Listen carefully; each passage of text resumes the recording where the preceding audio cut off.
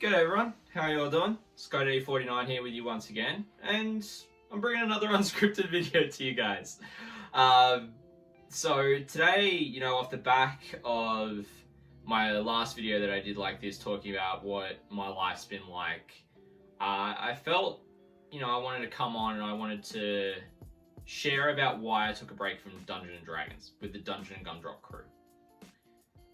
So yeah, it's just going to be a bit about that. It's going to be pretty clean cut, straightforward in terms of why. It's going to relate to some of the things that I discussed in that previous video. And yeah, what it'll look like kind of going forward for Dungeons Gumdrops as well, at least for me. So I just want to let you know about that. If you do want to catch more of these vlog, unscripted style stuff, feel free to hit the subscription button. And without further ado, let's jump into it. So I guess to start with, D&D's been great. I'm absolutely loving the crew. With Sugar Socks, Smithy, Balaful, everybody is awesome. Bird does an amazing job at DMing.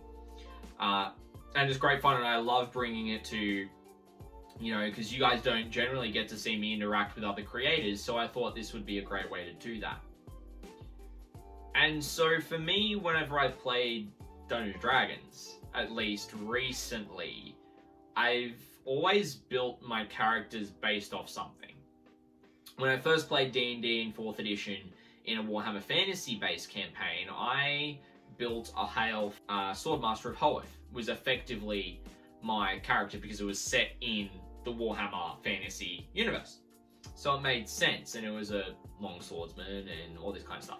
And I've played a couple of one-shots since then that I've kind of reverted back to taking inspiration from Lord of the Rings.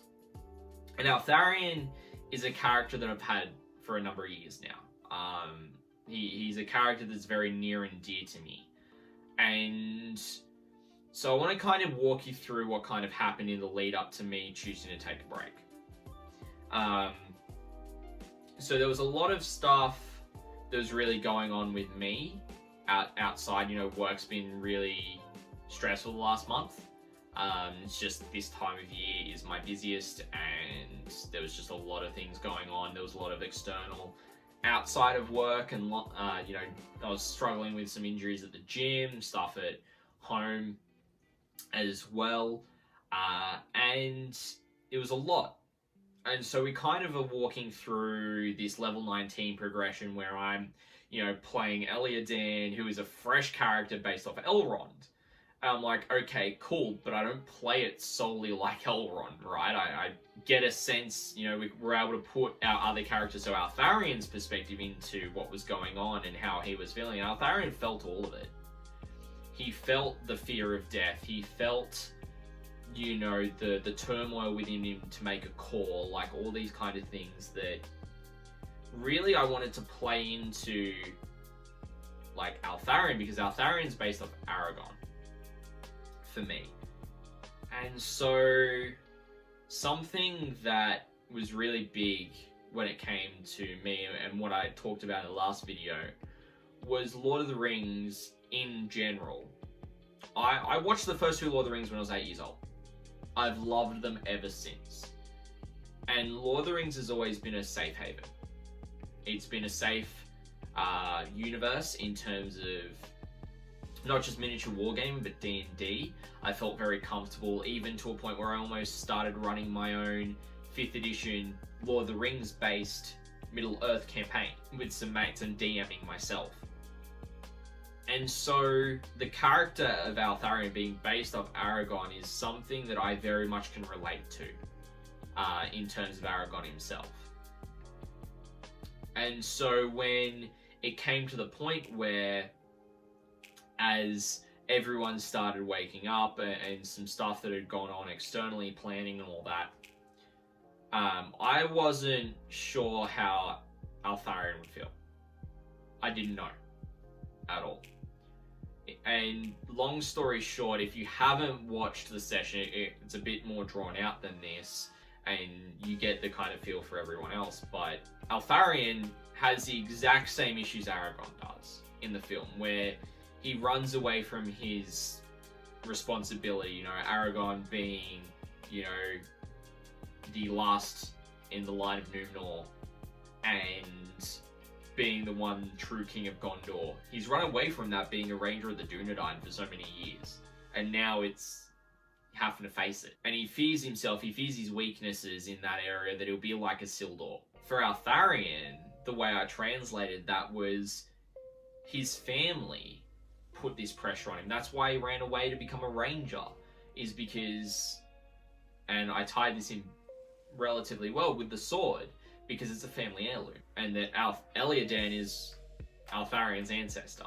And so I guess for me, because there's all that tying the Lord of the Rings, for me personally, and because Altharion, the character, is based off Aragorn that's from Lord of the Rings, it means that I actually have quite a lot of emotional attachment to Altharion.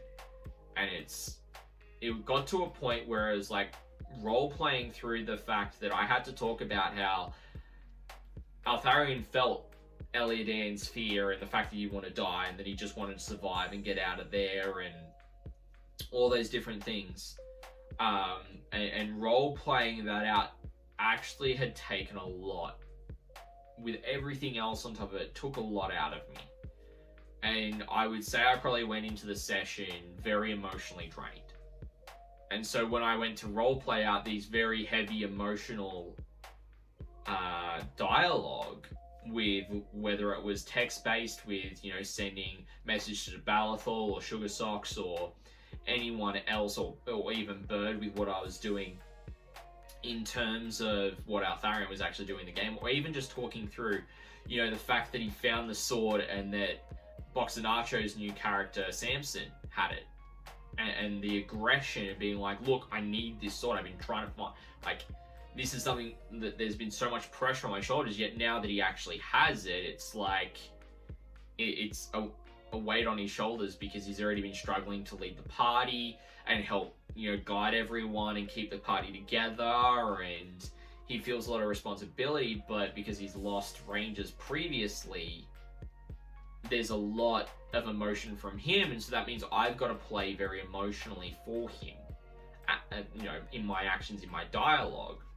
And so it took a lot out of me, in short, because of everything going on to play through things, and it was my own, you know, vulnerability with, you know, bringing a character based off a universe that is so near and dear to me, that is such a safe place for me, and trusting everyone to be able to, you know, have that in there and a part of the story was, I didn't realize how big of a thing that was for me, and it was, and it is. So I guess, what does that mean going forward for D&D? I'm not dropping out of Dungeons Gumdrops. I'm just taking a break at the moment. I'll be back on the, I think it's the 15th of January my time, 14th for them, because we play state-based rather than Australia-based, because I'm the only Australian. But I'll be back playing with them, and I'll be playing Altharion. And I'll keep on playing Altharion, because there are things that I want to pursue with Altharion and see how he develops in his character and stands up and gets past his issues in his leadership. But what I can't promise is that I won't take a break again. And that's because of how emotionally draining it is for me. Because I put a fair amount of effort into Altharion, considering what he's going to say, how he's going to do it, in lines of what Aragorn would do, and pulling on the, you know, the Lord of the Rings books and the movies, and just the idea of what Aragorn is like, and playing that through, and how close that is to me, it might mean that I need to take a couple of breaks from time to time. And that's okay. That our DM Bird, she's completely fine with it. That we'll do whatever we have to make sure that I'm still able to play. Now, yes, naturally some of these breaks may come because I'm going to events. And so I miss a week because I'm, you know, off streaming a 2-day event, for example. That's why I'm not back until the 15th, because I'm streaming Exterminatus. But that being said, I still want to play D&D. I still enjoy it. It's great fun, and I love the crew. They're family to me. So I guess I just wanted to give you guys a bit of an update on that and kind of where that ties into things going forward. So yeah, if you do want to see more of this style of content, ladies and gentlemen, feel free to let me know in the comments below, as well as hitting the subscribe and like button on the video. If you do want to chat with me about this any further, feel free to also come over to the Twitch channel when I'm live on Tuesday and Friday nights and Saturdays during the day.